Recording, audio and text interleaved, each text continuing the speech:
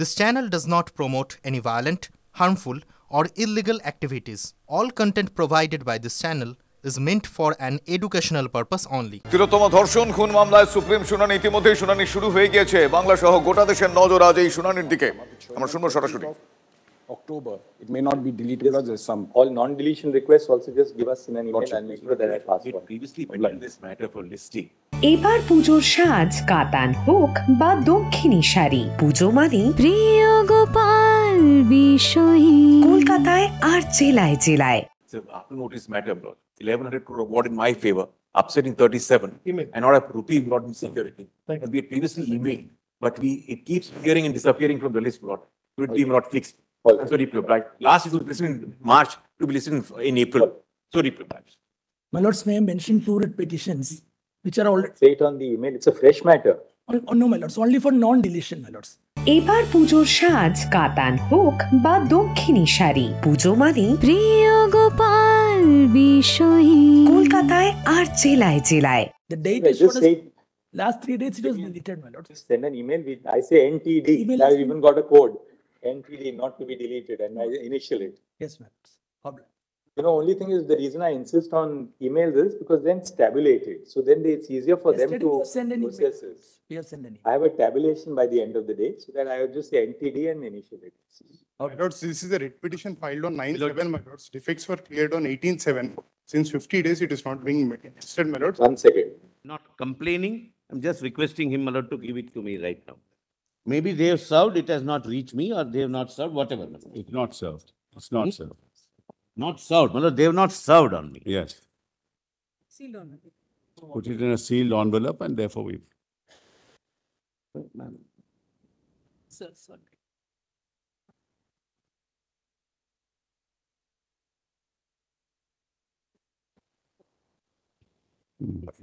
Okay.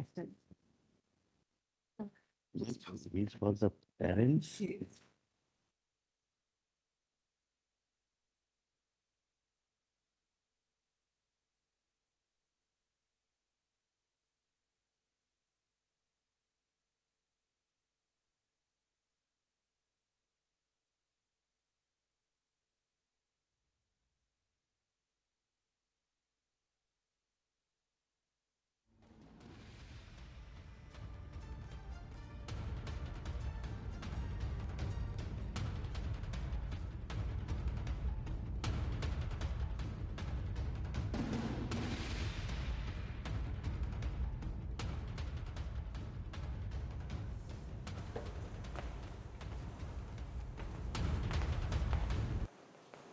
Say one thing, my lord, what is filed by Mr. Sibal is not served upon me. That's what he says. It is not filed.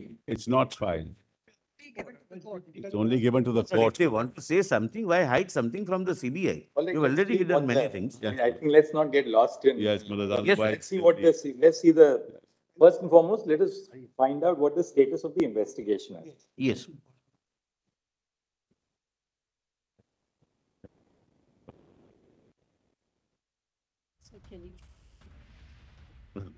Not even with them.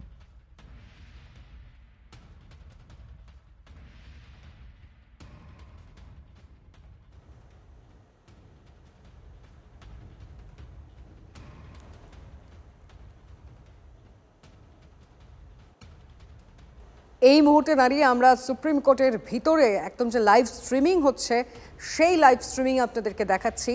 এখন দেখার রয়েছে বিচারপতির পর্যবেক্ষণ। অবশ্যই এই সবে কিছুক্ষণ মাত্র সময় শুরু হয়েছে শুনানি, তিলোত্তমা ধর্ষণ খুন মামলায় শুনানি, এবং এর আগে যেদিন 5 তারিখে শুনানি হওয়ার কথা ছিল সেদিন বিচারপতির অসুস্থতার কারণে শুনানি না হলেও কিন্তু সিবিআই এর তরফ থেকে যে খাম বন্ধ স্ট্যাটাস রিপোর্ট সেটা কিন্তু জমা পড়েছিল। এবং এই মুহূর্তে দাঁড়িয়ে আমরা যেটা জানতে পারছি, রাজ্যের স্ট্যাটাস রিপোর্ট দেওয়া কিন্তু হয়েছে ইতিমধ্যে। স্ট্যাটাস রিপোর্ট জমা দিয়েছে রাজ্য সরকার, রাজ্য স্বাস্থ্য দফতরের তরফ থেকে আলাদা রিপোর্ট জমা দেওয়া হলো। এই মুহূর্তে সেই লাইভ স্ট্রিমিংয়ের ছবি আমরা সরাসরি আপনাদের সামনে রাখছি। অবশ্যই আমাদের রিপোর্টারদের সঙ্গে কথা তো হবেই। বাংলা সহ গোটা দেশ আজ তাকিয়ে রয়েছে সুপ্রিম কোর্টের দিকে।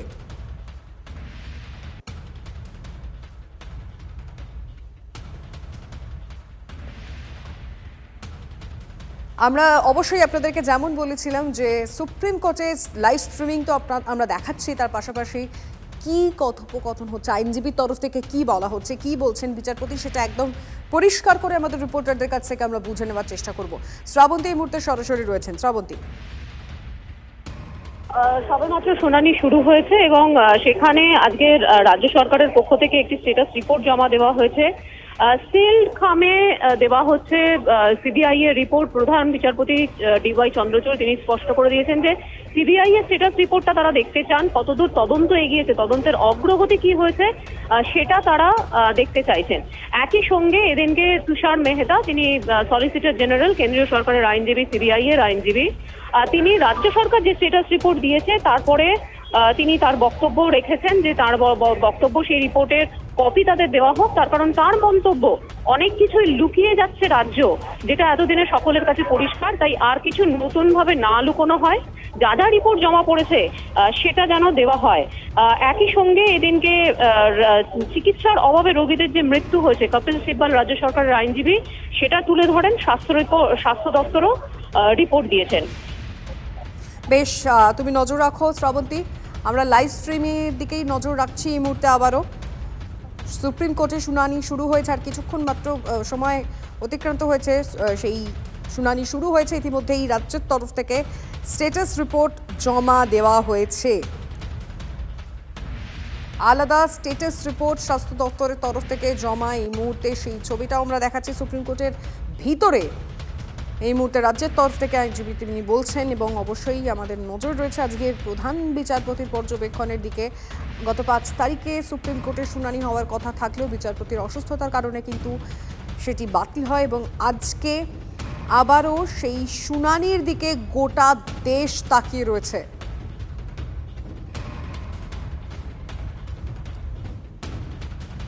স্ট্যাটাস রিপোর্ট জমা দেওয়া হয়েছে রাজ্য সরকারের তরফ থেকে। রাজ্য স্বাস্থ্য দপ্তর কি দিয়ে কি বলা হয়েছে সেই রিপোর্টে, যেটা অত্যন্ত গুরুত্বপূর্ণ একটা বিষয়।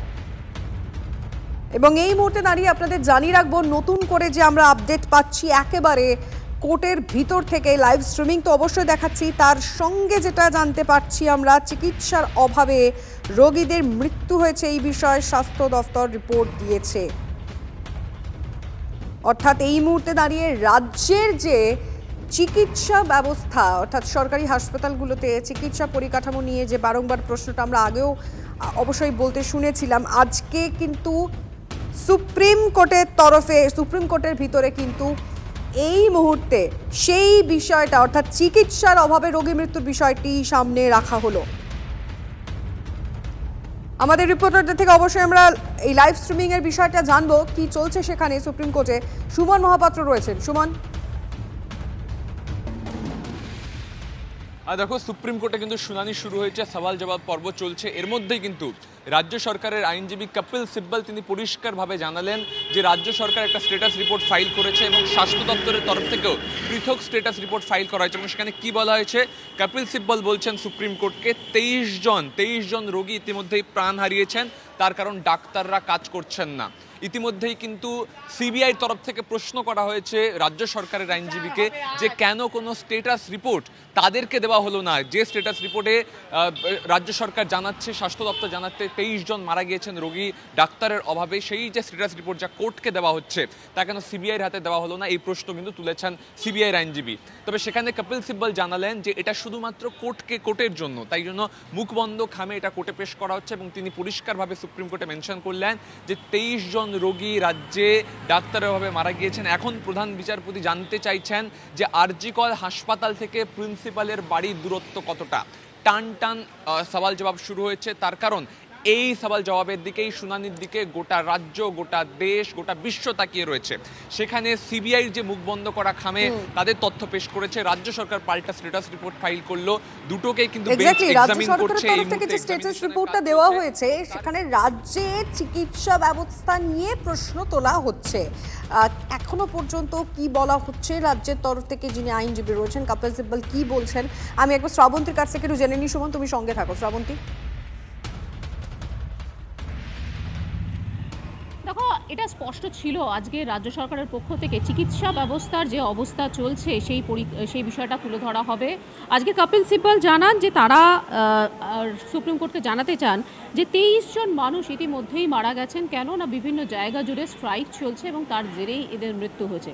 তারা দুটি রিপোর্ট দিয়েছেন, একটা হচ্ছে স্বাস্থ্য সংক্রান্ত রিপোর্ট যেটা স্বাস্থ্য দপ্তরের পক্ষ থেকে দেওয়া হয়েছে, আরেকটি স্ট্যাটাস রিপোর্ট যেটা রাজ্য সরকারের যে তদন্ত করা হচ্ছিল সেটা দেওয়া হয়েছে। কপিল সিব্বল বলছেন যে এই যে we have filed the status report of the investigation, শীর্ষ আদালতকে তারা বলছেন যে এই যে তদন্ত প্রক্রিয়া সেটার উপরেও একটা স্ট্যাটাস রিপোর্ট জমা দিয়েছেন। একই সঙ্গে রাজ্যের স্বাস্থ্যের কী অবস্থা রয়েছে সেটাও জানানো হয়েছে। এখন এই মুহূর্তে বেঞ্চ সে এক্সামিন করছে যে রিপোর্টটা দেওয়া হয়েছে, সিল্ড কভারের রিপোর্ট দেওয়া হয়েছে, সেটাই তারা পরীক্ষা করে দেখছেন। পরিষ্কারভাবে শীর্ষ আদালতের পক্ষ থেকে ডিওয়াই চন্দ্রচূড় প্রধান বিচারপতি তিনি জানিয়েছেন যে কতদূর এগোলো এই তদন্ত সেটা তারা দেখতে চান এবং সেটাই আপাতত খুঁটিয়ে পড়া হচ্ছে। আজকের একেবারে শুরুতেই এই মামলা ছিল, প্রথমে একটি অর্ডার সেটি তিনি পড়ার পরই এই মামলাটি ধরা হয়। যেহেতু গোটা দেশের নজর এই মামলায় রয়েছে, শুরুতেই এই মামলার শুনানি শুরু হয়েছে এবং এই মুহূর্তে শুনানি চলছে। এর আগে তুমি জানো লিমা যে গত সপ্তাহে আমরা দেখলাম যে সন্দীপ ঘোষ তিনি সুপ্রিম কোর্টে সরাসরি দ্বারস্থ হয়েছিলেন। তার বক্তব্য ছিল যে তাকে এই রেপ এবং মার্ডার এর সঙ্গে তার কোনো যোগাযোগ নেই, অথচ তাকে নিয়ে আসা হচ্ছে, একটা নেক্সাসের মধ্যে তিনি জড়িয়ে পড়ছেন, কেন তাকে এরকম বারবার তার নামটা নষ্ট করে দেওয়া হচ্ছে। যদিও সেই শুনানিতে সুপ্রিম কোর্ট খুব একটা গুরুত্ব দেয়নি, গোটা বিষয়টা সেই সময় খারিজ করে দেওয়া হয়েছিল এবং সেই সময় ডিওয়াই চন্দ্রচূড় প্রধান বিচারপতি তিনি বলেছিলেন যে স্ট্যাটাস রিপোর্ট আমরা সিবিআইকে দিতে বলেছি, আমরা দেখতে চাই তদন্ত কত দূর এগিয়েছে এবং এই প্রাথমিক পর্যবেক্ষণে এটা স্পষ্ট হয়ে যাবে যে আদতে কত দূর কে কে জড়িত রয়েছে, একজন না অনেকজনের মধ্যে জড়িত রয়েছে। ফলে আজকের শুনানিতে নিঃসন্দেহে এই রিপোর্টগুলো অত্যন্ত গুরুত্বপূর্ণ হয়ে যাবে এবং শীর্ষ আদালতে আপাতত সেই রিপোর্টের উপরেই সবথেকে বেশি কনসেন্ট্রেশন করেছে এবং সেই রিপোর্টগুলি আপাতত এই মুহূর্তে পড়া হচ্ছে। আচ্ছা শ্রাবন্তী, যে বিষয়টি সামনে আসছে একটু তোমার কাছ থেকে। হ্যাঁ শ্রাবন্তী বলো প্লিজ। এক্ষুনি তোমায় জানবো যে সিজেআই ডিওয়াই চন্দ্রচূড় প্রধান বিচারপতি তিনি বলেছেন যে what is the distance between the residence of the principal of RG Kar medical college and hospital. কোথায় what is the distance between residence of the principal of RG Kar medical college, কোথায় এই principal Sandeep Ghosh, আজকে ফের সন্দীপ ঘোষকে নিয়ে প্রশ্ন উঠেছে, তার যে রেসিডেন্স তিনি কোথায় থাকতেন সেই প্রশ্নটা করা হয়েছে। অর্থাৎ কত দূর সময় লেগেছিল, যেভাবে আমরা দেখছিলাম যে সকালবেলা কাকে কাকে ফোন করেছেন তিনি, কত দূর তিনি কতক্ষণে এখানে আসতে পেরেছেন, অর্থাৎ কোথাও গিয়ে একটা ইঙ্গিত উঠে আসবে যে মৃত্যু কখন হয়েছে। প্রিন্সিপালের কাছে নিঃসন্দেহে প্রথম ফোন গেছিল, সেই ফোন পাওয়ার পরে কতক্ষণ তিনি এসেছেন, তিনি কি তড়িঘড়ি ছুটে এসেছেন, যদি তিনি ছুটে আসেন, যদি তিনি স্পটে থাকেন, তারপর কতক্ষণ পরে তিনি বাবা মাকে ফোন করেছিলেন। কারণ এই জায়গাটা বারবার প্রত্যেকটা আদালতের পক্ষ থেকে প্রশ্ন তুলে দেওয়া হচ্ছে এবং তারা যে জায়গাটা বোঝাতে চাইছেন যে এতটা দেরি হলো কেন, তাহলে কিছু একটা পরিকল্পনা মাফিক কিছু হয়েছিল, কিছু ঢাকা দেবার চেষ্টা করা হয়েছিল, যেগুলোর উত্তর এখনো পর্যন্ত অধরা। আজকে শুনানিতে মানে লাস্ট ডে আমরা দেখেছিলাম যে টাইম লাইনটা খুব ইম্পর্টেন্ট হয়েছিল, টাইম লাইনটার উপর কিন্তু আগের দিনের শুনানিতে বারবার করে জোর দেওয়া হয়েছিল। মানে আজকেও কি শুরু থেকে মনে হচ্ছে সেই বিষয়টার উপর আবারও জোর দেওয়া হতে পারে? এবং আর একটা বিষয়, যেখানে রাজ্যের তরফ থেকে যে স্ট্যাটাস রিপোর্টটা দেওয়া হয়েছে সেটা কেন সিবিআইকে দেওয়া হলো না, এই প্রশ্নটা কার তরফে তোলা হয়েছে একটু যদি ক্লিয়ার করা যায়।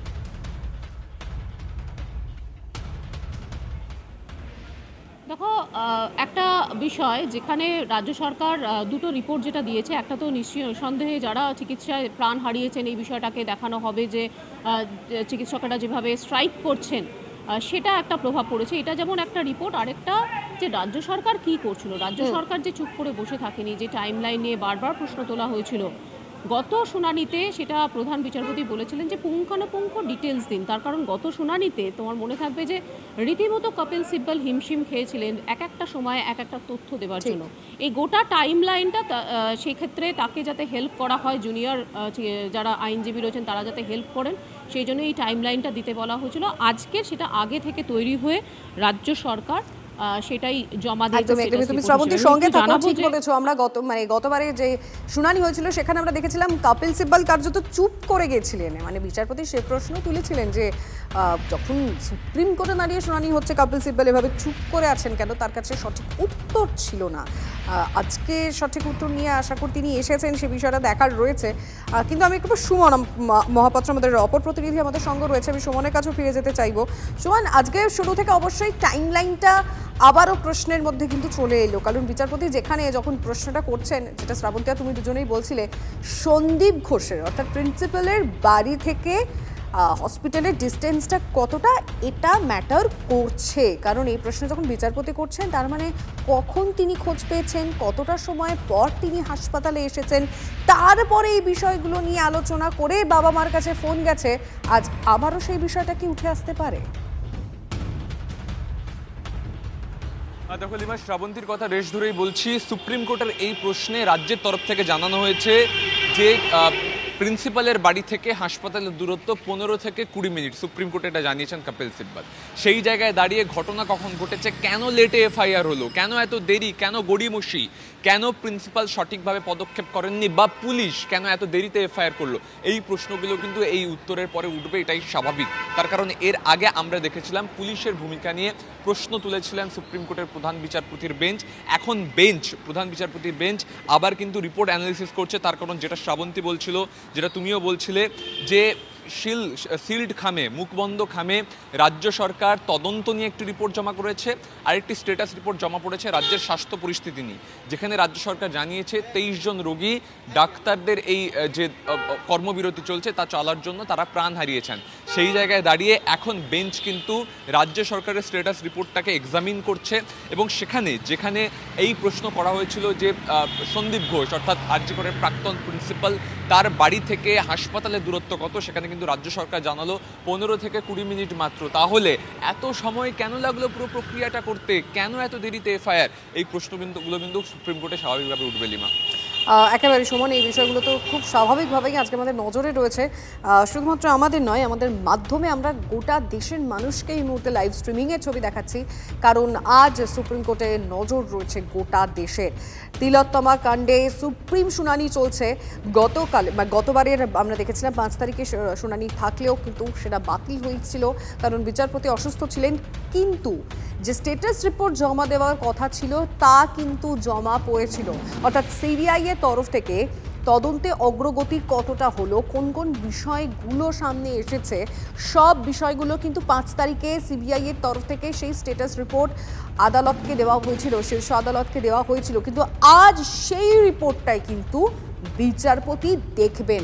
এবং একটু আগেই আমাদের সকালবেলা থেকে যখন জ্যোতির্ময়ের সঙ্গে কথা হচ্ছিল, জ্যোতির্ময় ঠিক এই বিষয়টাই বলছিলেন যে 5 তারিখ পর্যন্ত রয়েছে, কিন্তু 5 তারিখের পর থেকেও তদন্তে কি কি অগ্রগতি হয়েছে সেই স্ট্যাটাস রিপোর্টটাও কিন্তু আজকে সিবিআইকে জমা দিতে হবে। অর্থাৎ এখনো পর্যন্ত কি কি এভিডেন্স পাওয়া গেছে, কারণ আমরা দেখেছিলাম গতবারের প্রথমবার যখন শুনানি হয়েছিল সেখানে টাইম লাইনটা কিন্তু খুব ইম্পর্ট্যান্ট একটা বিষয় হয়ে গেছিল, কারণ বারংবার বিচারপতি বলেছিলেন কখন ফোন করা হয়েছিল এবং সবথেকে গুরুত্বপূর্ণ বিষয় পুলিশ কখন এসেছিল স্পটে, ক্রাইম সিন কখন পুরোটা ঘিরে দেওয়া হয়েছিল এবং কখন ডায়েরি করা হয়েছিল, কখন পোস্টমর্টেম হয়েছিল, প্রতিটা সময় নিয়ে কিন্তু প্রশ্ন সামনে আসে। আর আজকে শুরুতেও কিন্তু বিচারপতি যে বিষয়টি বললেন, অর্থাৎ প্রিন্সিপালের বাড়ি থেকে যে হাসপাতাল অর্থাৎ আরজি কর হাসপাতাল যেটা অকুস্থল, সেখানে ডিস্টেন্স কতটা, মানে আবারও সেই সময়ের কথা, কখন খোঁজ পেয়েছেন, আবারও সন্দীপ ঘোষ কখন সেখানে হাসপাতালে আসেন, এই বিষয়টা কিন্তু শুরু থেকে আজকে শুনানিতে নজর রয়েছে। আমি একটু আবারও আমাদের রিপোর্টারদের কাছে যাব, কারণ লাইভ স্ট্রিমিং হচ্ছে, কি চলছে আদালতে সমস্তটা লাইভ আমরা আমাদের রিপোর্টারদের থেকে জানছি। আমি শ্রাবন্তীর কাছে আরেকবার যেতে চাইবো। শ্রাবন্তী, সন্দীপ ঘোষের বিপদ কমছে না বরং বাড়ছে, তার কারণ আজকে শুরুতেই যেরকমভাবে প্রধান বিচারপতি ফের জিজ্ঞেস করলেন যে প্রিন্সিপালের বাড়ি থেকে আরজি করের দূরত্ব কত, তুষার মেহতা স্পষ্ট জানালেন 15 থেকে 20 মিনিট। স্বাভাবিকভাবে তারপর আবার তারা স্ট্যাটাস রিপোর্টে মনোযোগ দেন, তারা স্ট্যাটাস রিপোর্ট পড়তে শুরু করেছেন। যেহেতু দুতরফেই স্ট্যাটাস রিপোর্ট দেওয়া হয়েছে, সিবিআই তার তদন্ত কত দূর এগিয়েছে, কারা কারা গ্রেফতার হয়েছেন, কেন তাদের সঙ্গে এই সরাসরি কি খুনের কোনো যোগ রয়েছে, এই বিষয়গুলি সেখানে আসার কথা রয়েছে। অন্যদিকে রাজ্য সরকার একটি স্ট্যাটাস রিপোর্ট দিয়েছে, সেটাও পড়ে খতিয়ে দেখছে। এরই মাঝে এই প্রশ্নটা করেছেন, যেটা মনে করা হচ্ছে আইনজীবী মহলের একাংশের ধারণা, যেটা যে কোথাও গিয়ে সন্দীপ ঘোষের ভূমিকা নিয়ে আরেকবার প্রশ্ন তুলতে পারে শীর্ষ আদালত।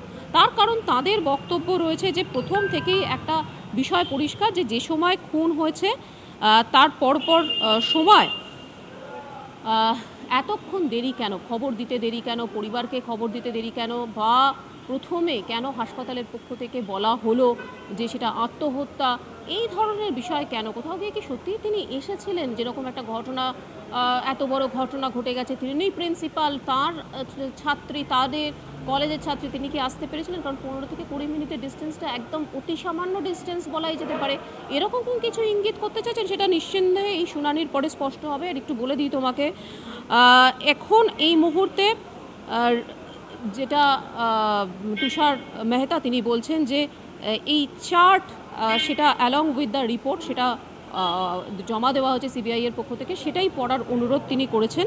এবং আবারও সিজেআই অর্থাৎ প্রধান বিচারপতি সেই রিপোর্টগুলি নজর দেখে দিচ্ছেন। কারণ তিনি শুরুতেই, আজকের আমরা দেখলাম লিমা, তিনি বলেছেন যে আগে দেখব তদন্ত কতদূর এগিয়েছে, আগে দেখব পড়ে স্ট্যাটাস রিপোর্টের তদন্তের কি অবস্থা রয়েছে। গোটা দেশ যেটা জানতে চাইছে লিমা, এই মুহূর্তে সেই একই স্বর প্রধান বিচারপতি সহ বাকি দুজন বিচারপতির কণ্ঠস্বরে।